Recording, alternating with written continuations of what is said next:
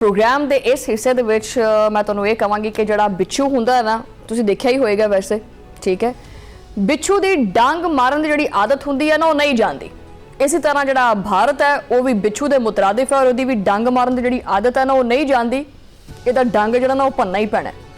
ये जिहड़ा मक्कार दुश्मन है, ये आपदी जिहड़ी फितरत हैगी है ना, उहदे उत्ते अमल करन दे उत्ते इस कदर मजबूर है कि पाकिस्तान की जिहड़ी सफारती कामयाबी हैगी है वो इनू हजम नहीं हुंदी पई।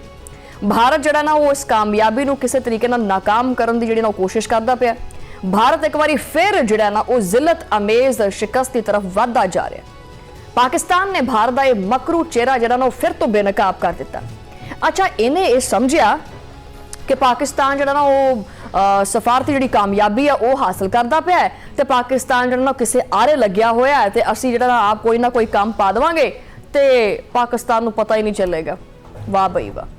बहरहाल भारतीय खुफिया जिहड़ी कम्यूनीकेशन है वो डीकोड कर ली गई है।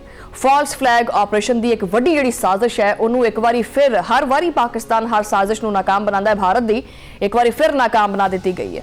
सिक्योरिटीज़ राय के मुताबिक पाकिस्तान की इंटैलीजेंस एजेंसी ने हमेशा वो कमाल कर दी है और अज भी उन्हें कमाल कर दिखाया। भारत की जी सारिया खुफिया जिहड़े मनसूबे हैगे ने वो हुण साडे कोले मौजूद हैगे ने।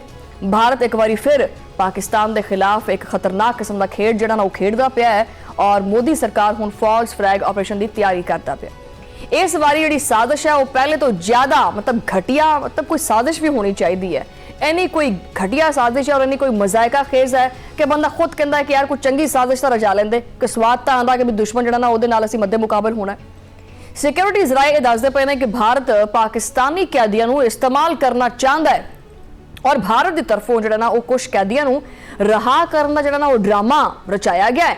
असल मनसूबा की है?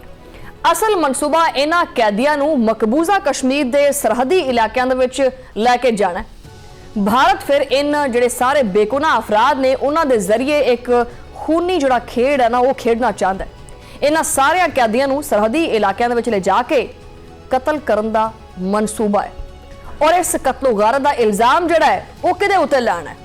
फिर इन्होंने रौला पाना ना जिहड़ा इस तरह पहले भी अपनी वो छातियां पिट पिट के कहते हैं कि हाय हमारा सुहाग मार दिया, हमारा ये कर दिया, वो कर दिया, फिर रोंदे पिटदे है।